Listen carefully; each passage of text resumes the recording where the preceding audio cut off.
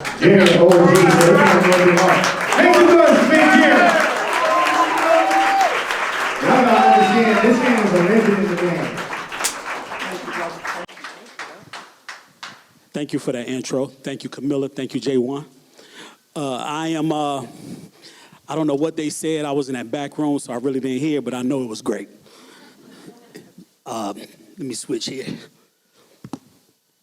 I am Big Jerry Clark, also known as Legendary Jerry. 1, 2, 1, 2. I'm Jamie Page. How y'all doing tonight? And let me say this, before we bring the guests that we have with us here tonight, I just want to say this. I have been in this music industry for 25 years, and I have never been around somebody with as much range as this gentleman. And when I say range, I don't mean from a lyrical standpoint. I just mean all the way across the board, able to dip into politics. Of course, he's great on the music scene, Jamie. He's an entrepreneur.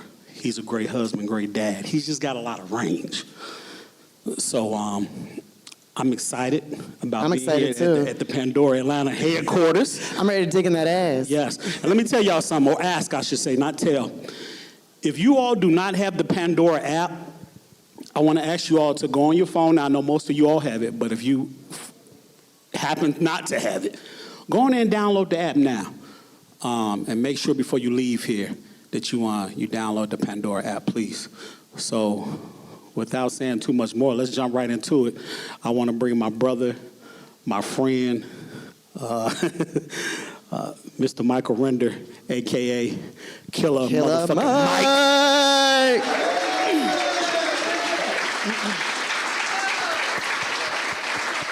Hey.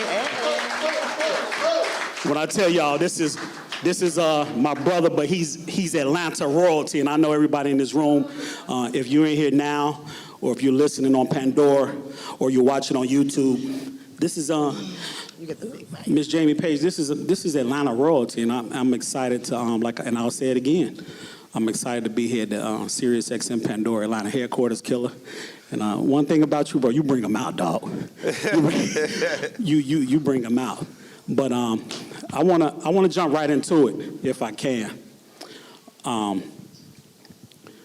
just circle back around to the beginnings with you, Big Boy, Andre 3000, and the Aquemini Records days when Everybody know all that shit already. Wait. Before we even jump into all that, okay. How did this happen? Like, cause y'all are like close as hell. Like, you can call him up at any given time, have him come on the show. So The motherfucker ain't gonna answer. But how do we meet? I'll let Killer. The record company be hiring scammers. Y'all see this shit? This about to go on for the next hour.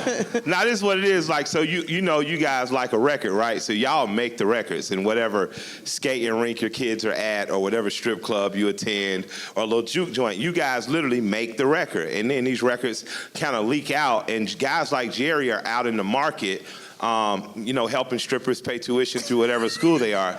And they get a chance to hear the records first, and then they go tell the radio programmers, well, look, these are the kids that are doing it. And what'll happen is, or what happened was, the people who are in the offices, they scared to go to places that we go party. I don't care if it's Edgewood at, 1 in the morning. They don't want to be there. So there's a connectivity. There's always connectors between the streets and the offices. So radio reps get paid to march you around and to help convince radio stations to play good records. And Jerry was one of those people, and he was one of the best at it.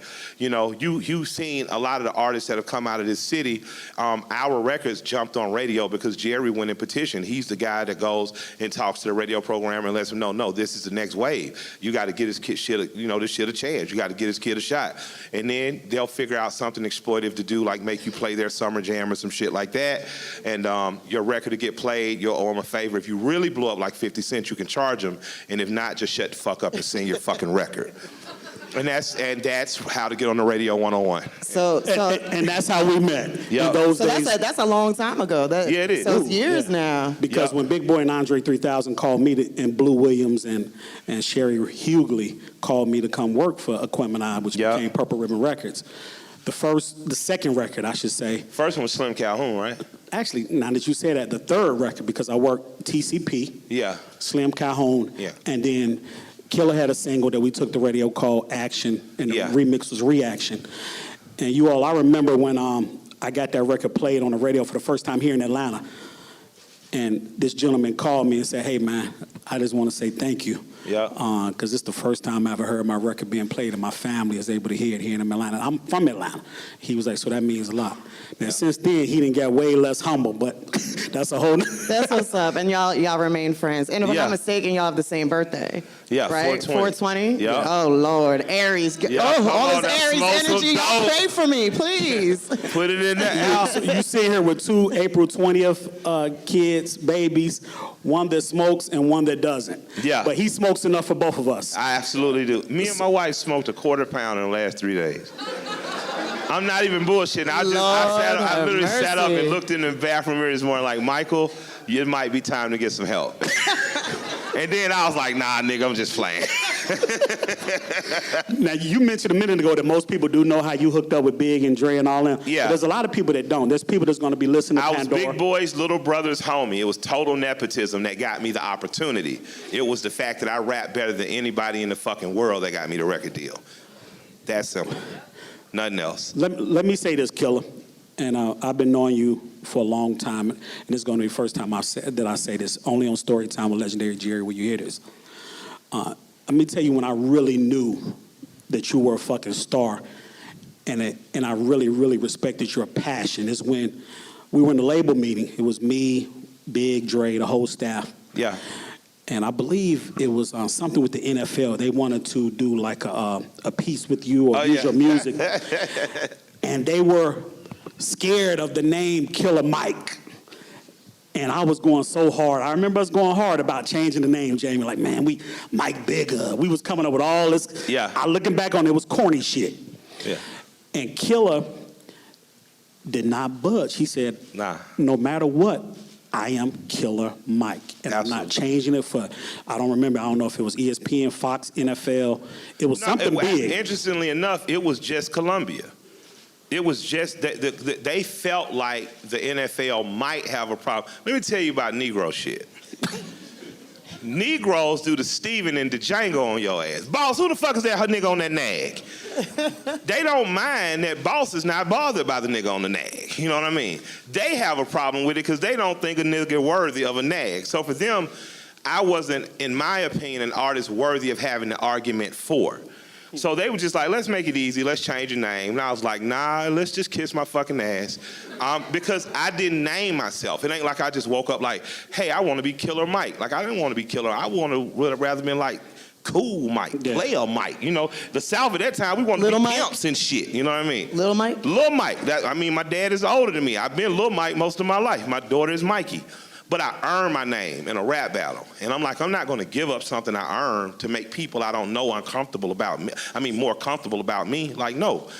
The ironic thing is last year, the very same woman that was volleying for me to change my name the most comes up and says, man, I can't. It's beautiful that you actually did it. Who we talking about? And you kept your name, Killer Mike. And I said, yeah. And a nigga helping a president get elected with a fucking Ain't name that like some that. shit? And we laughed, but it really showed me that you must be courageous all the way through. Like, I don't blame her for being a coward, because it's her job.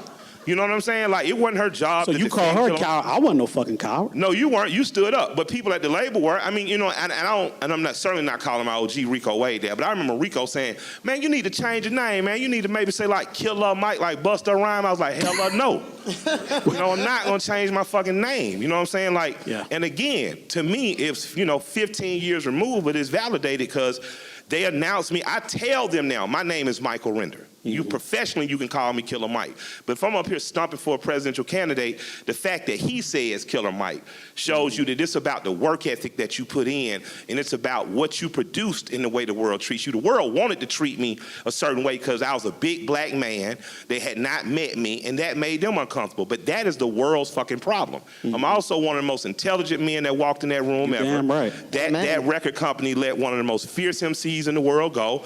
And God bless their souls. I'm thankful they did, because 15 years removed from that, I'm in to me, what is the best duo currently at the time, and we being suited by a lot of record companies for a lot of money. So I appreciate even the struggle and even seeing the fear. Because see, I didn't understand. I'm from Atlanta, and black people have always had power in my lifetime here.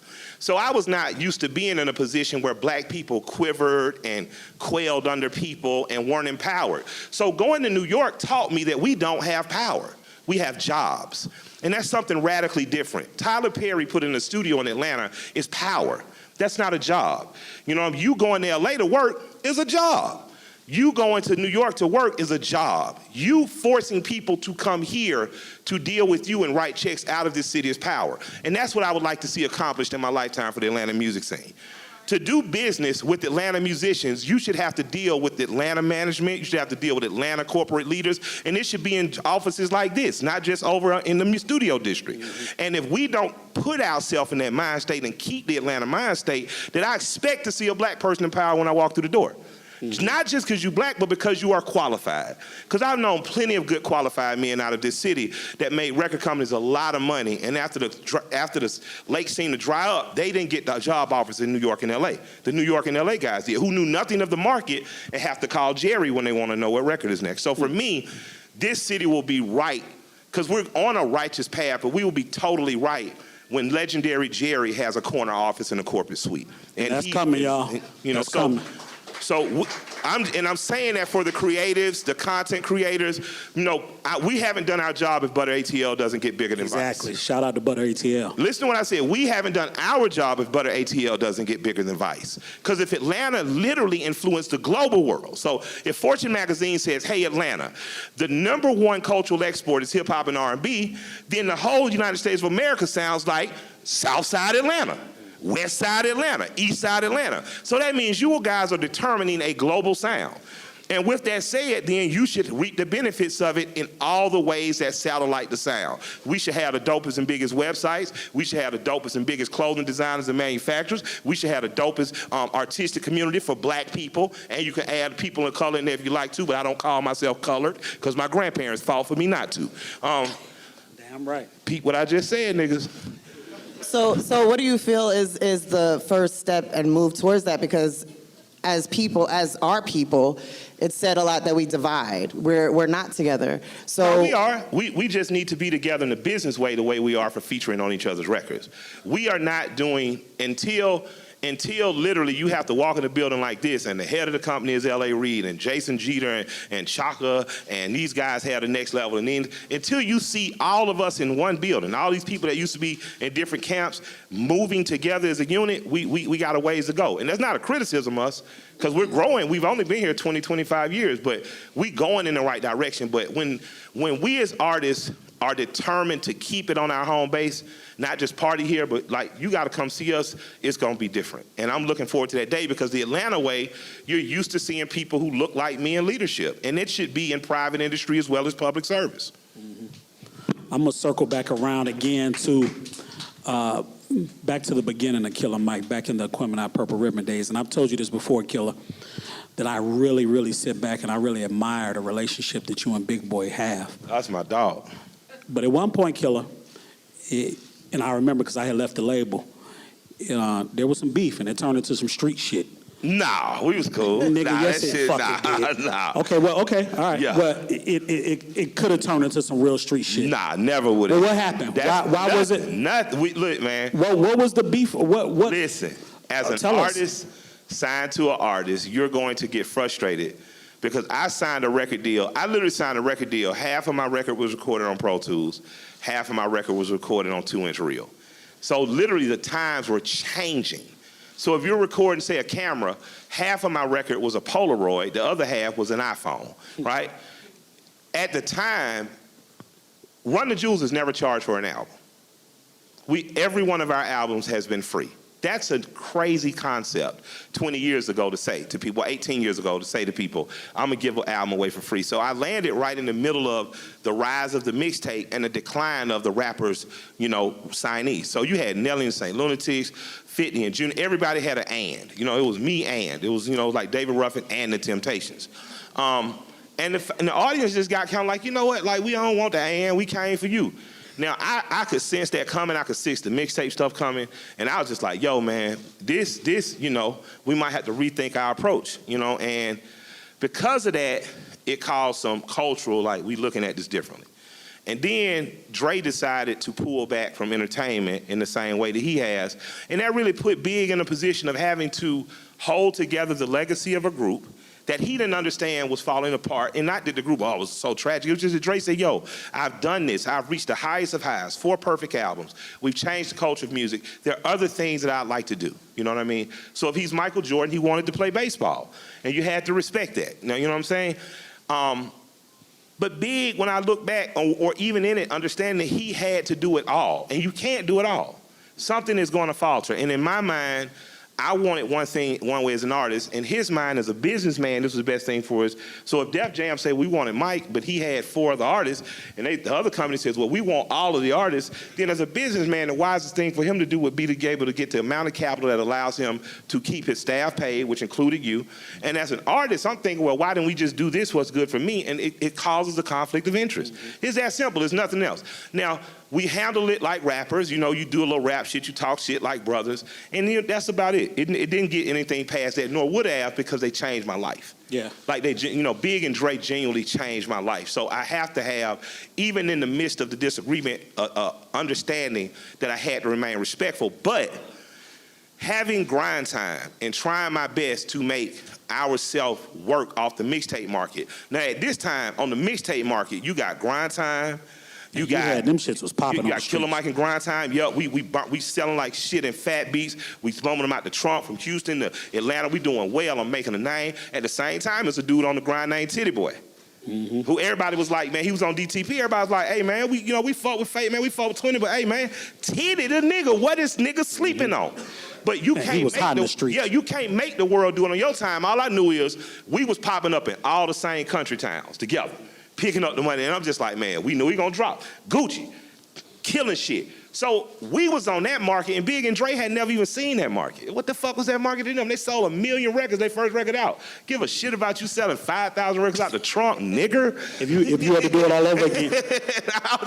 And so they didn't understand that it meant, you know, what they didn't see that the music industry essentially was going back to what it was, I feel like in the 60s, where you had to put out a lot more content. You had to get in people's faces more, because there was this floodgate. So with that, man, Big kept that shit together. And after I got out on the mixtape market, and I had to not only be responsible for Mike, but I had to be responsible for the other homies that was in the mixtape market with me, I got to understand, like, oh, this is what leadership feels like.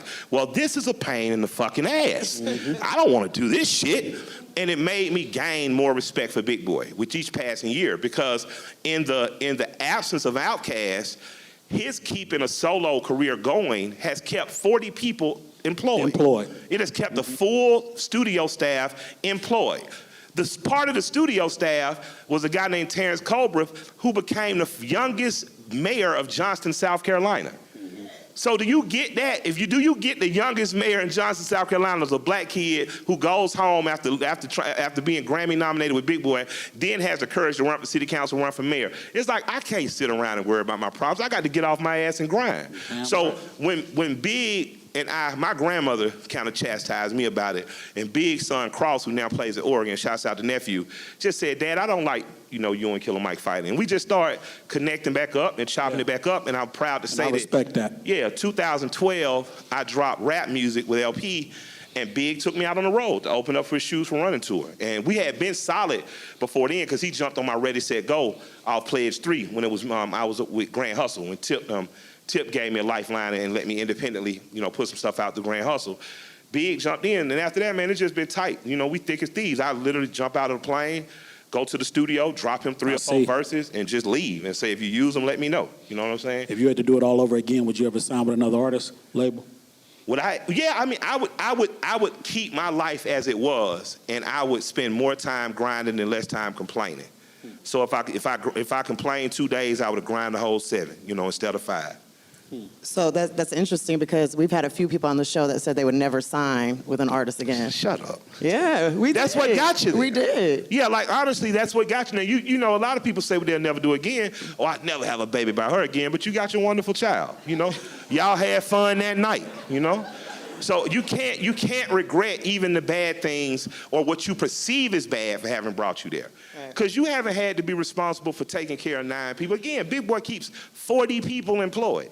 That's You haven't incredible. had that kind of pressure, you know? So for me, it's about, you ever notice the same people that tell you they wouldn't sign to an artist again, got an artist running right behind them? So if I was that artist, I'd be like, shit, this nigga wouldn't do it, what the fuck I'm gonna do it for? So is You know? there anything that you regret Is there anything I regret? within the music business? I regret dropping out of Morehouse. Because I would have got a record deal the same year I graduated. So I regret that. You know, Hey, it's never too late. yeah, you know, it's never. Shit, now when you're making this type money, tell her. Yeah, I do pretty good now. But Negro rich. I'm talking about going back, so I think we're gonna get That's back. what's up. That's dope. I've told you this before, and I'm going to say it in front of everybody that's watching, that's listening. I really, really feel as though when it comes to the black and urban community, that Run the Jewels is very, very underappreciated killer. Man, I just seen some black kids at old lady gang throwing it up, you know. Okay, It's, a few. I've been to shows all around the country with Yeah. you, and we've talked about Atlanta this. and Chicago are two our biggest markets, though. Why- Both are black markets. And y'all got a commercial, right? Cadillac commercial? Yeah, we got the Regina King Cadillac commercial was ours, the Black Panther commercial was ours, the Legend Hat is on there, so. Why is Run the Jewels underappreciated with black folks? Because black people racist. We always saying that we love Nah, man, lyrics, I think we have a great black audience. I don't. Killer stop, bro. No, I do. Like I say, I just walked out of Old Lady Gang and black kids throwing it up. So for me, man, it's about all what kind of underappreciated. hip hop, kind of hip hop, black radio programs their listeners, and if black radio's not playing Run the Jewels yet, then we're not gonna. You know, I listen to radio with my mom going to school in the morning. My mom played V103. And that's what I listen to. My mom plays soul, you know. That's what I listen to. So at Run the Jewels shows, what I see is a lot of old Wu-Tang fans will bring their kids out, or their kids will bring the parents out. There's a cross-pollination of parent to child with Run the Jewels. So I don't really question the race thing because I see everybody in our audience. Now, we're in Wisconsin. It's a, you know. That's different. Yeah, when we play in Terminal West, though, or we over in one of the spots here, like, it's us. It's salt and pepper, you know. It ain't over season. So I've never really said why someone doesn't like as much as just try to expose people to. There Like you I go. was sitting next to a kid at the Waffle House, and someone tapped me to tell him who I am, and he looked us up and started listening, and just right there the counter went crazy. Like, this shit's Yeah. dope. I gotta let my dad I mean, hear. because I've told you, like, it took me a minute to get up on the Run the Jewels, and I finally was like, oh shit, Yeah, killer, yeah, you know. yeah. I don't, you know, but it doesn't, you know, however people perceive it doesn't bother me. I just want to keep selling out arenas, man. You know, I want people to rock with us because we're a dope ass hip hop band. Like, one of us is black and from the South, one of us is white and from New York, and it's a pretty interesting mix. You know, it's like putting, you know, it's like putting the best of them. It's like putting a bagel and grits together, and for some reason that shit works. So we just talked about the Grind Time official mixtapes, which kept you. Yeah, my wife still Very gets relevant. checks from those. Yeah. The Grind Time official mixtapes kept you relevant in between the Aquemini Purple Ribbon days. Yeah. Run the Jewels. Yep. UNLP. How did that come about? There's a guy named Jason DeMarco over at the Cartoon Network, and Jason is he's a vice president of programming over there, meaning he puts the Rick and Morty, all that cool shit, Aqua Teen, Hunger Force, all that type of stuff on television. And Jason is dope because even as an executive, he's Southern. Like, I like Southern people, right? Southerners will get rich and buy the pickup truck their granddad had. You know what I'm saying? Like, they have a very nostalgic view of the world. And what I really liked about Jason was doing pretty well for himself, and he lived in Scottsdale and drove a Monte Carlo Supersport. You know what I'm saying? I was like, man, this white boy soul as hell. And I loved them to death, and we were friends, and at one point, they had William Street Records, and I think they gave EJ the Witch Doctor, a couple other people, some nice sized budgets, and I think the record industry was on the down. Yeah. So they kind of closed it, and then they reopened it, and Jason was right after Pledge 3. Pledge 3 had dropped, and Rolling Stone declared Ric Flair one of the top 50 records of the year. So he could go in now and say, you know, I got a reason to want to do this with Mike. He said, look, Mike, we got it. It's not the big budgets like we had, but we got this, and I'd like to get you in with a few different producers.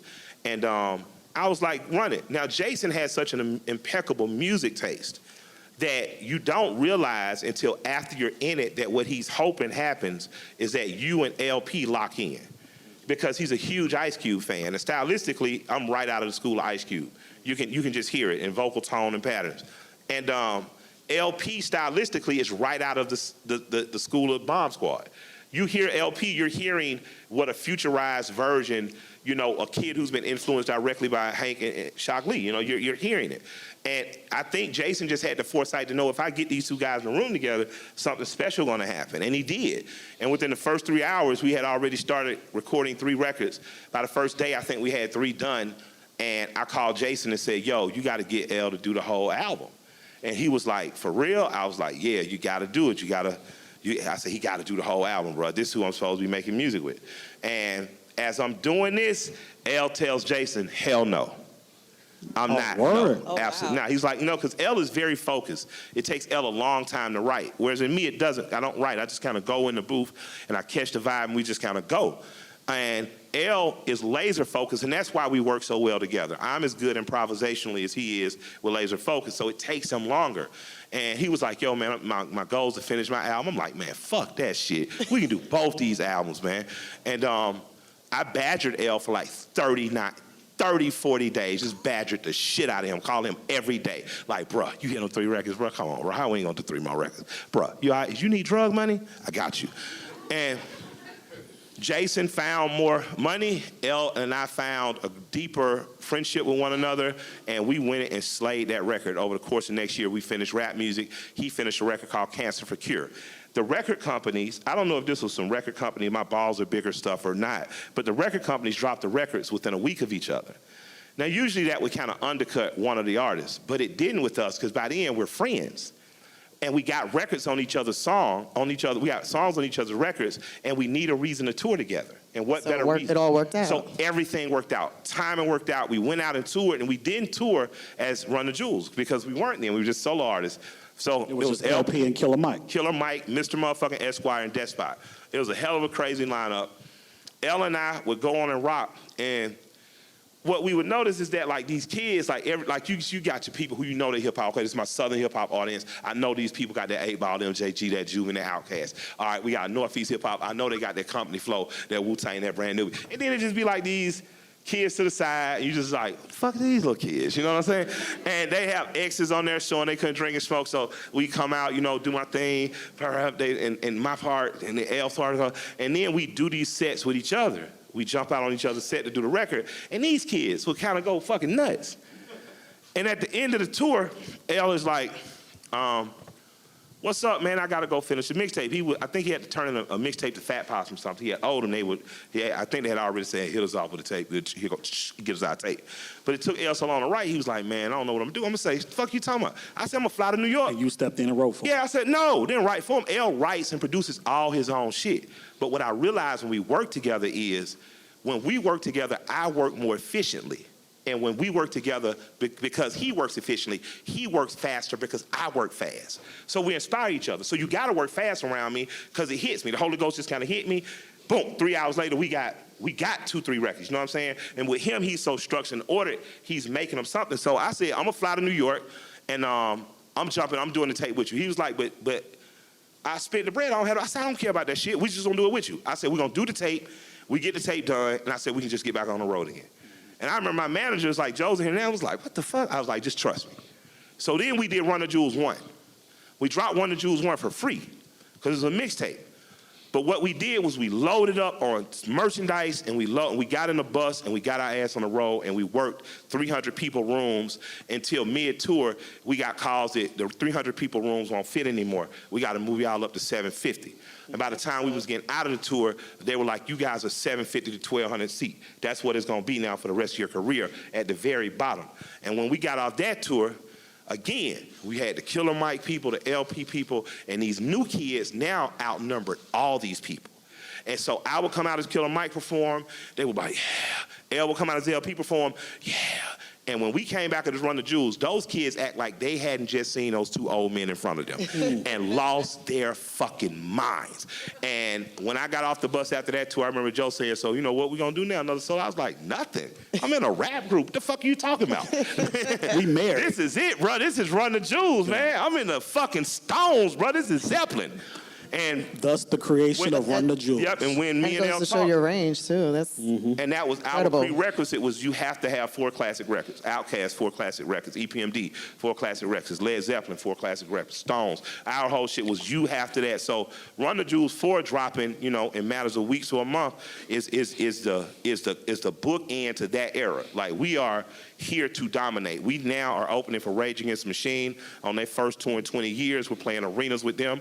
We play amphitheaters Bro, that's so ourselves now. fucking right. Y'all Sure. going on a festival Yeah. tour and all that, right? That's so fucking huge. Absolutely. Yeah, congratulations, man. Our goal is to be what I saw Outkast be, what I saw Wu-Tang have the potential to be in, and that is what I saw Run DMC and Public Enemy, and that is to be a rap band that rocks arenas. You're fucking right. Yeah, congratulations. This is Story Time with Legendary Jerry. I am Big Jerry Clark. This is Miss Jamie Page. And, of course, we're here with Atlanta royalty, Mr. Killer right. Mike. Yeah. Now, I'm going to jump off the music for a minute and get into Some business. your whole zeal and your whole passion for community activism. Yeah.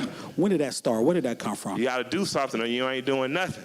You know, my grandmother and my grandfather would do something, people. My grandfather wasn't an organized volunteer for anything. He did not believe in joining organizations, being told to do. He was a black man, but his thinking was probably fiercely libertarian. But what he was one of the best neighbors in the world. If we went fishing and we caught 50 fish, we cleaned 50 fish. My grandmother would clean 50. And then you have 5, 10, 15, 25 different packs that'll be frozen and taken to old people with vegetables. And she cooked for them to make sure our neighbors who had been there longer than us were okay, you know. And my grandmother was, you know, she belonged to organizations. You know, she was marched with the SCLC. She believed in the tenements, NAACP, and Kingi and nonviolence. So for me, I just grew up with 2 people who gave a shit. And to me, you supposed to give a shit. So I canvassed for Andy Young as a kid. You know, I helped the mayoral campaigns from Roy Barnes. In terms of politically, I shaped the political thinking with my grandfather watching Planet of the Apes, interestingly enough, when I was a kid, watching the old Planet of the Apes from the 60s. Love that. And Sure. reading the book Animal Farm helped me start to understand classism and structure. You know, racism is a form of classism. Where Sure race is. is given to you as a class tenement and it's used globally just to get people to target one another and to suppress as a master class suppresses us all. And if it wasn't for the nuance of watching these movies and reading these books with old people, I would have gotten trapped in some of the development, you know, retardation of thinking all of it is about how I look and other people look, Right. and not understanding that when my grandfather wanted me to understand that white people had been abused, he took me to Cabbagetown. And he So- told me the story of how they were used as indentured service. So I started to see the world in a more nuanced way. So do you feel like politics is like a passion? No, absolutely. I don't want to smoke weed and go to the Blue Flame. You know, but But you're in it. You're in it. No, I'm a citizen. So it is my duty as a citizen to speak for the freedoms of us all. I fight as hard for the truckers union as I do believe strippers should have a union.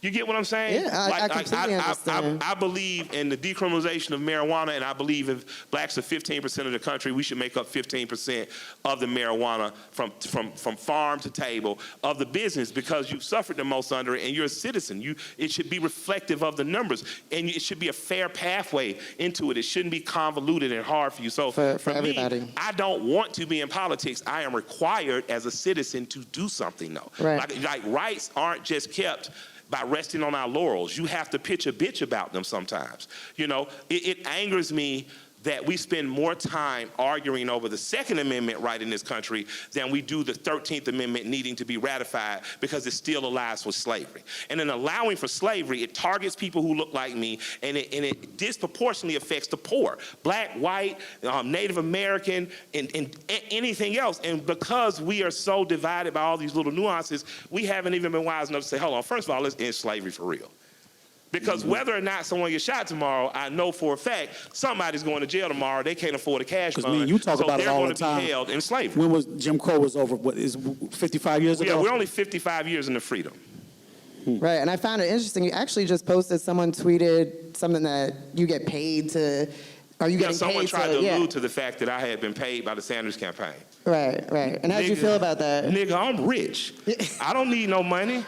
I don't need no money. I got the house I want. I got the car I want. I got the woman I want. I got the jewelry I want. I got everything 12-year-old Michael ever wanted. I'm richer than I ever Did been in Hillary my Clinton life. offer you a check, though?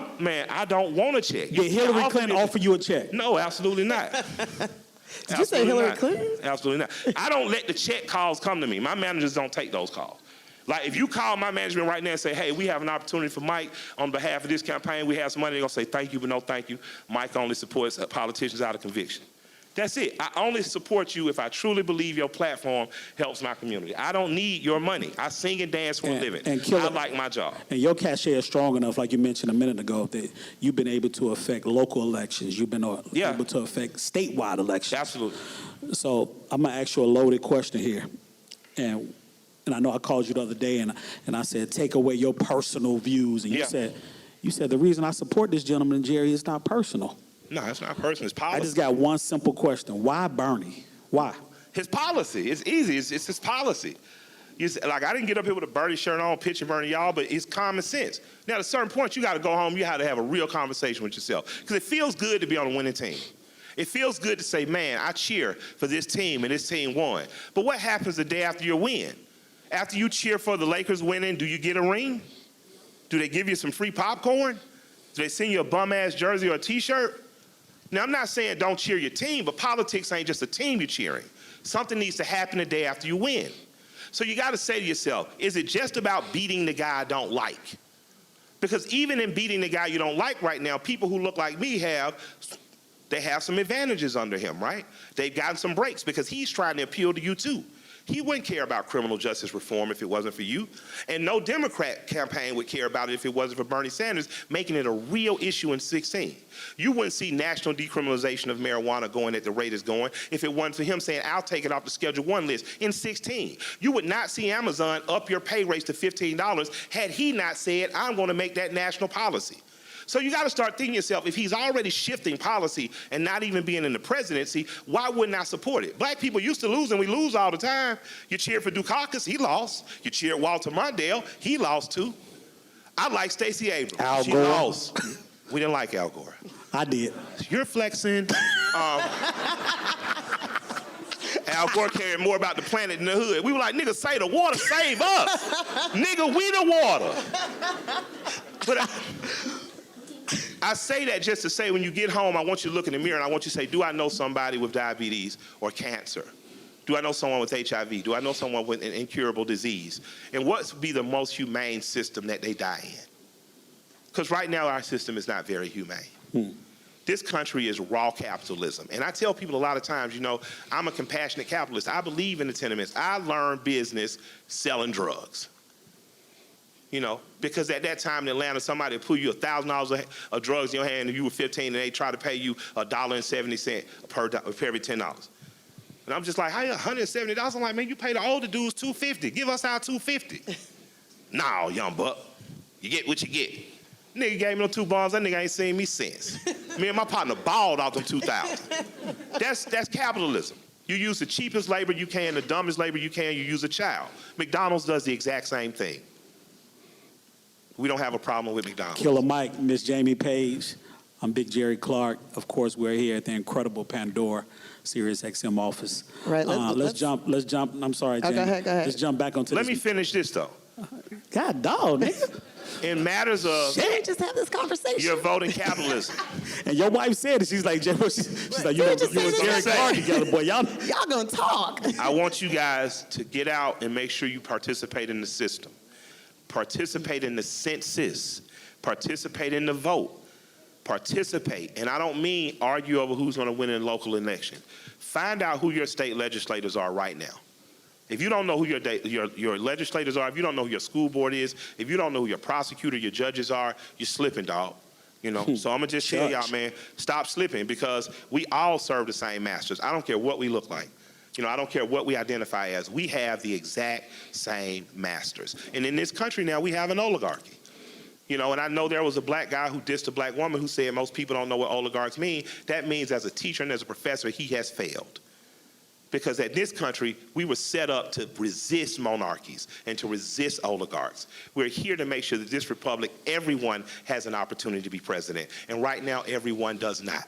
And until we fix that, we fucked up. And that's all I got to say. Go home, listen to the candidates on YouTube, and think Super about Tuesday from a common tomorrow. sense perspective, absolutely.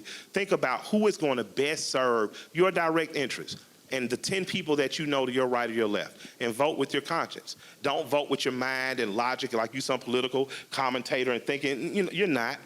You're just a concerned citizen that wants the best for this country. And just do that. Vote based on that. And whoever is president in November, we're Americans the next day. And we have to unify around that, and we have to make sure this country stays a progressive one. Let me jump back on the music for a minute. We're going to get off politics for a minute. Out of all your incredible songs you've done and them dope-ass verses, when you listening to your old music, what is that 16 bar that you be like, shit, 16 bars, you be like, that's, because for me, it's that catch a beat running like Randy Moss. Everybody who says it, I'll be like, y'all flexing. Or y'all like, So what's your shit that you like? you like God in the building. That's my That's your shit. shit. That's the whole That's world my is not shit. his shit. And I love the verse. I tell people this all the time. Like, I ain't showed up for no guest appearances and got looked over. Like, I stood up everything from Prime with my man Royce to the whole world. But in terms Popping of tags with Jay-Z. popping tags, slaughtered. But probably Untitled. You know, when you say you are witnessing elegance in the form of a black elephant, smoking white rhino on terraces. Will I die like a king on the terraces? And I talk about like my mortality in that record. I talk about, you know, will my wife be like Coretta Scott and not marry again, or will she be like Jackie Onassis and marry? And I say, you know, I don't want to see that, but my sister say, you know, it might be necessary to be protected. And you, as a man, you sit and think about that shit. Like, you go back and listen to Untitled, I went deep on that because, again, I was dealing with my own mortality and how I love my wife. And as a man from the grave, it'll be selfishly, I would never want her to marry again.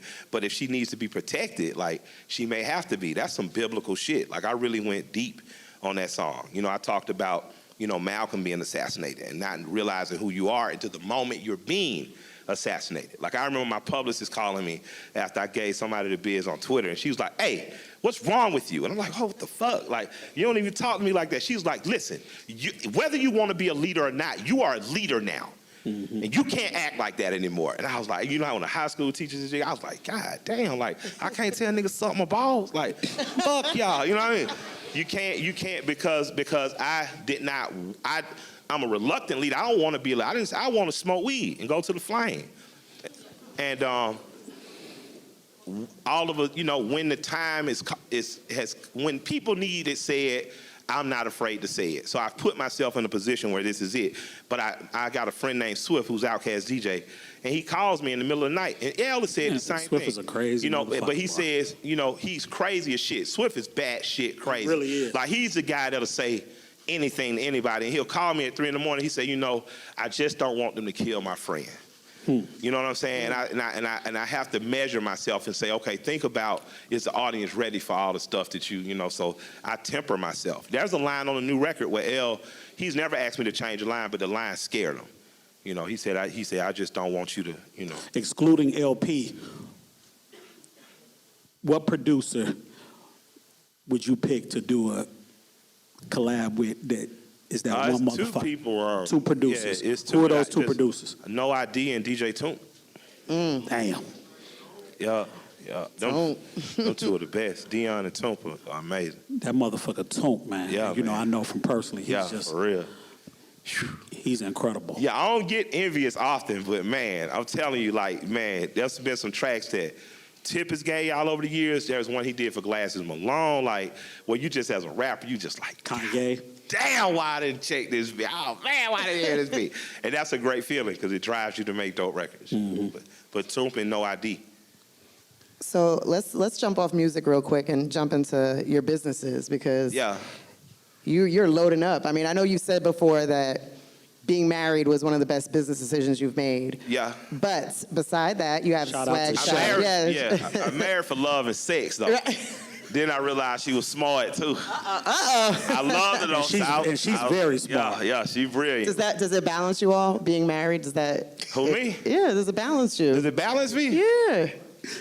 Yeah. Yeah. I mean, I thought I was pretty bad. It completed me. It That's completed what's you? Yeah, absolutely. Like it made me. It really made me the whole of who I was supposed to be. You don't get Martin without Coretta. You don't get Malcolm without Betty. You know, Damn it right, doesn't. that's- You don't. It doesn't. That does not. No, women for real. Y'all give it up for Shay. And not even. Shay in the building. Yeah, and that's not even just my wife. Like I know Andrew Young, and I knew his late wife Jean Childs Childs. Young. Like I knew Jean, and Jean was a man. She deserved to have a school and a college named after her. She was. That's I what's get up. chills talking about her because she was the battery in his back. Like nah, nigga, we protested. You know what I'm saying? She was a fair-skinned woman, curly hair like you. People would have might thought she was a pushover. Shit, Jean might beat you up, come out and do the press conference with you. Sure am. And my wife James has Charles that. Young was real deal, I hear. Yeah. My wife has that spirit, and I realize how strong, you know, like my wife tells me, you know, I share you with the world, so I'm sensitive to, you know, to her. I appreciate it because she does, and I realize her and my children and my family. Yeah, do she's so. an incredible woman. Yeah, she is, and she's, you know, her grandmama She's a ran. true life Gemini though, but she's an incredible woman. She is. Her grandmother ran a shot house, so she's smart with numbers. There you go. Shouts out to Ms. Rose. Good. There we go. Lead right back into your business. Yeah. Numbers, the swag shop. Let's jump on that real quick. Our 'cause- goal is 10 in the next 24 months. We have 3 shops operating. I want 150 shops, and you know, then entertain, maybe getting bought out or something. But our goal is to bring the black, cool barbershop experience to a mall near you. Or a stadium. I mean, that's major. State shit Farm. is- The Like, stadium- the stadium stuff is dope. I enjoy Yeah. being in there. But where we want to be is everywhere moms are taking those kids on the weekends. You know, if you got to pop up and hang out, man, at the mall, we want to be there for you to have that little knucklehead for an hour while you hit the spots and get thotted up. You know what I mean? Why every time we go in Greenbrier, Shay go in the thought store?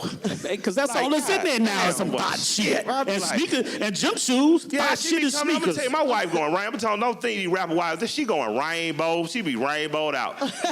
Be coming out by like we coming out the flea market, boy. Hey, well, if the shoe fit, wear it, killer. Yeah, I love it though. I love the fact. I'm telling you, man. That's my dog. The day your partner tell you they don't want to shop at cheap stores no more, leave them, man. For real. shit. We all do it. We all have done it. Come on now. So you got the swag shop rolling. Yup. Now you're about to open up. Bankhead Seafood. Let's go. Run it. Yup.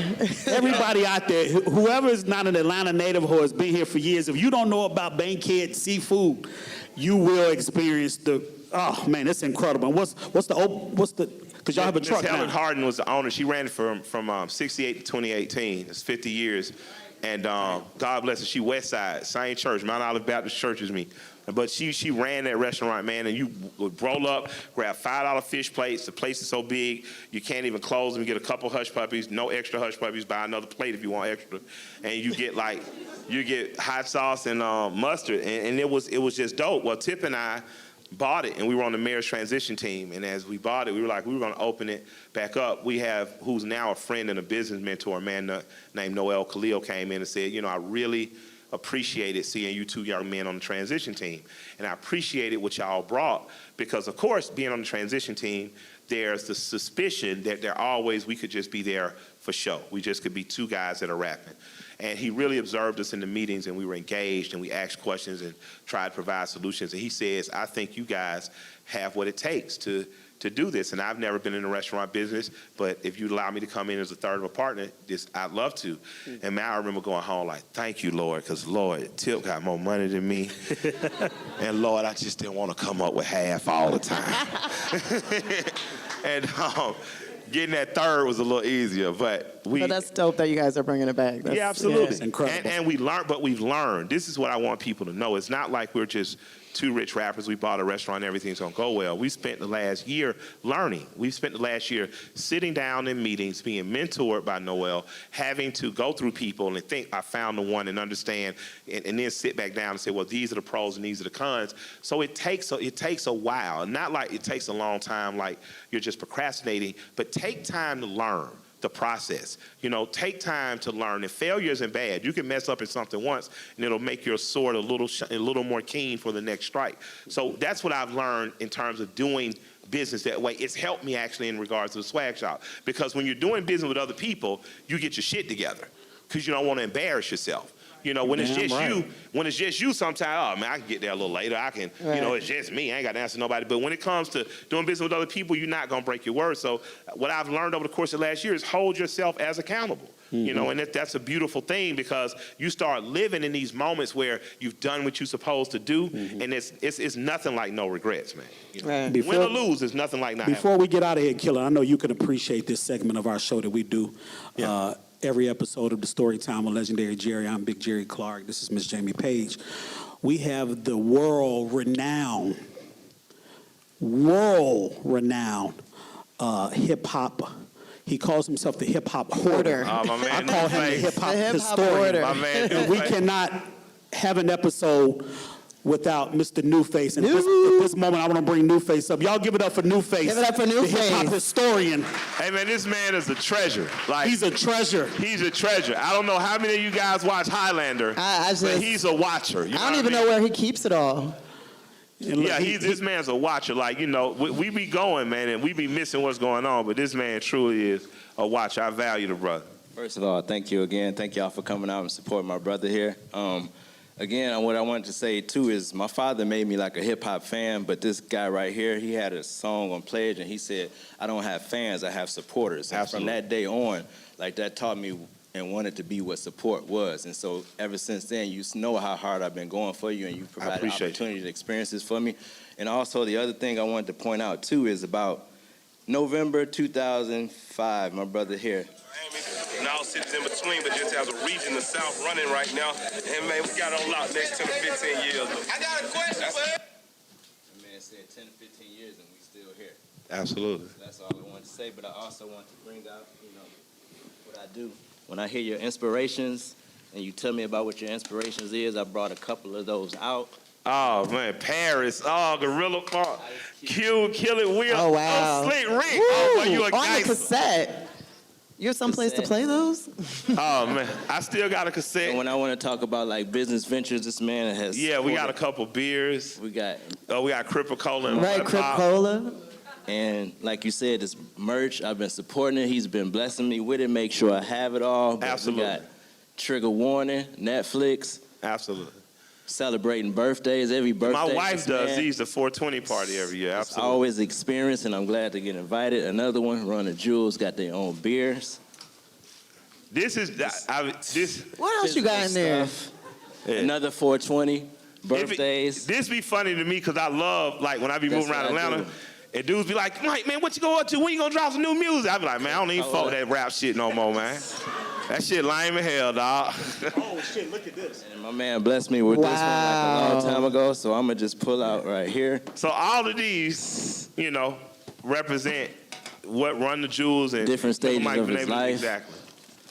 So I got of course, rap music right here. Was Run the Jewels. He always blessed me. This man was on the play, Tanashi Coates, Between the World and Me. I went with my daughter, too, as well. That was love. a blessing, man. Oh, you still got the cookie. We got the cookies here. Well, it's all You out. really got it all, man. Another one. This man was on Creative Loafing. Like, that's a dream of mine, like Creative Loafing. So to see my brother on there, that was a proud moment. We got Ozone Magazine. Wow, you went all the way back. My man wrote about Ice Cubes. Yes. Remember that? I Ozone. This man wrote Ozone Wars, Killer Mike's 10 Reasons Oprah Hates Rappers. Oh, let me read that. What is That's this? still relevant. Oh my God. As that's still relevant. Oh my God, I don't believe I did this. All right, 10. She's the other O. Amongst readers of Ozone, Oprah is referred to as the other O. Oprah's magazine is called O, but yours is the real O. Yours is the real shit. Ozone is the real O. Number 9, Stedman denied access to Def Jam tour. Oprah felt that Stedman should have been behind the third member of Redman and Method Man concert. So she's basically mad at Def Jam. He didn't grant Stedman access to the tour. They wouldn't give him an honorary membership to the group. She wanted it to be Method Man, Redman, and Stedman. Number 8, Papoose never got clearance to make the song The Color Purple. Papoose has a song called The Color Purple. He didn't clear with Oprah. You know she opened her thing in New York on Broadway, but when I went up there, the biggest thing was Papooses song, not Oprah's play. Now, we're not going to go through all 10. We're going to kill it, go put it up on. No. Hold on, these are funny. Go to number 1. Go to number 1. She's angry Diddy got more press in New York City Marathon than she did. Yo, he had the haircut. David Banner. She's angry David Banner made Mississippi more famous. New face. Oh, man. Thank you, brother. Y'all give it up Thank again you. for the Thank you, hip-hop New historian. Face. New face. I wanted to give my brother Killer Mike a gift. I know it's somebody that I look up to, and my daughter has it for me. I want to present it to him because it's somebody, and I just want to present it to him, and that's it. Wow. Thank you, brother New Face. And for the record, I love Auntie Oprah. I just want y'all to know that. No hate. Oh, wow. That's Auntie. Oh, wow. Oh. Hey. Wow. Man, let me tell y'all Turn something. around and show the audience Dick Gregory, Let me the tell light y'all side, something, the man. dark side. Let me tell y'all, my wife's assistant is Dick Gregory's former assistant. Her name is Zoe, and I love her to death. She says she's a gay woman. She's cool as hell, has far more women than I've ever had. But she's only called 2 men king in her life. She says me and Dick Gregory. But part of the reason I still say the word nigger, and I said it, nigger. I didn't say the N-word, and I don't say colored, because my grandfather said, you don't call yourself colored, boy, you're black. It's because his autobiography is titled Nigger. And I'd be damned if I let such a just and noble man who wrote such a beautifully written book, I'd be damned if I let the uncomfort of other people who never had to be niggers, I let their comfort get in the way of me saying that. And I love this man. I knew him his last 3 years of life. And the first 45 minutes of me knowing him, he cussed me and Tip's black ass out. So much that Tip hung up the phone, called me back, and the only lie Tip ever told me, say my phone went dead. I said, nigga, you lying. Hey, if he don't cuss you out, he don't love you. I want to encourage people to get that book and read it. It doesn't matter what color you are, who you are, there's a humanity in it. And like Baldwin says, I know I'm not a nigger. And I don't know why you needed to make up the name to call me that, but I'm never going to stop saying something that I feel like saying, because this man wrote one of the most beautiful pieces of work I've ever seen. So I would like to, this is the biggest compliment I've gotten, being even compared to him or gifted something, because he has shaped so much of my thinking. And I encourage all Americans to understand that we don't have two separate histories running in parallel. We have a shared history. All of our children, no matter the color, should want to go to Frederick Douglass High School because of what Frederick Douglass did for this country. All of our children should read the autobiography Nigger, because Dick Gregory spoke just like George Carlin, just like Lenny Bruce, just like Luther Campbell, just like Larry Flint, for the freedoms of us all. And that's, I guess, ultimately what I want my legacy to be. Whether it's music, I was free to say what the fuck I wanted to say. What was politics, I was free to support who I wanted to support. And in matters of love, man, I got a crazy Geechee woman, man, and I'm glad that I'm free to love her. You know, so I encourage all of you to leave here tonight and just try to live a free life. Try to have a life with more frees, with less judgments, with less worrying about others, and embrace yourself and be free. So thank you for this, man. Ladies and gentlemen, give it up for Mr. Killer Mike. What's up? Before we get out of here, every episode, Killer, we dedicate to 3 people. Tonight it'll be 4. To my late dad, Mr. Thomas Clark. Dad, I miss you. I love you. Rest in peace. To Mr. Shakir Stewart, who meant a lot to me professionally. My mentor, Mr. Stanley Bethel. And tonight, your mom, who I had the pleasure to meet. Crazy, Miss Denise. Crazy as all get out, but she produced an incredible man, incredible son. Thank you. Those are who we dedicate to. Thank you. I am Big Jerry Clark. This is Miss Jamie Page. Thank you so much for coming. But before we get out of here, let me Please. just say this, okay? Once again, I'm going to say this. I said this at the beginning. Please go on and download, go on your app store and get the Pandora app. And let me say this, Jerry Clark, in matters of Atlanta, we lead the world but are we leading? And what I mean by that is, Jerry Clark, we shouldn't have to run to everyone else's podcast and forget to make the stop here. You know, I am friends with some of the biggest podcasts in the world. Premium Pete, my man. Nori Drink Champs, my man. Joe Rogan, my friend. We have an opportunity to invest our support in him, to invest our support in New Face, to invest our support in Butter, and to build those things here. And not only determine what's cool, but create jobs through creating content and by building businesses. Atlanta has the third most Fortune 500 companies of any city in the United States of America. That means there's power to be had here. And if you're of the hip-hop generation, no matter what color you are, where you come from, if you're about doing the things in a collective and cooperative way, let's make sure that this podcast becomes one of the #1 podcasts in the world. And let's do it right out of Atlanta, Georgia. Thank you, Killer. Wow. Story time with Legendary Jerry. Go on YouTube, subscribe to the Legendary Jerry podcast page. Make sure you listen. We've had some great guests. Killer Mike, we've had Tip, we've had Lena Waithe, we have CeeLo Green, Lenny S., Manny Fresh, The Dream, and we got some incredible guests coming up. So stay Yes, tuned. Follow sign us up. on Instagram. Killer, drop your social media page. I'm sorry, Jamie. I'm just, you know. No, go ahead. I'm Killer Mike, and I want you to go to the Swag Shop Edgewood. Check us out, too. Go to the swag shop, whether it's in, I was about to say Phillips Arena, whether it's in State Farm Arena, Yep. on Edgewood, or out on the south side. But what I was about to say before we get out of here, this incredible Pandora team here. that Yes, put this thank you, together. Pandora. We had Amber fly down from New York. We have KG here. We have J1. We have Robin. We have the incredible Mr. Brian Calhoun.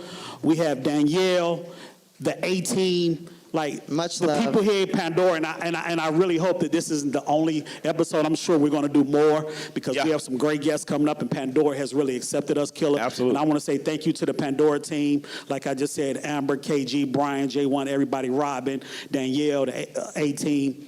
Thank you. And Nigga, whatever- we ready to go. I was going to say, I'm kind of hungry. On that note, we got to thank our sponsors. That food you had with Chef Marlo. Delicious. Thank you. Bankhead Seafood. My sweat, everybody Thank always you. asking about my clothes. This is Citywide Fashion, Raj and Neil, Citywide Fashion, right down here downtown. That's dope. Run It Up Records. We had some great sponsors for this show. Thank you. Killer's going to take pictures for Look. 5 minutes.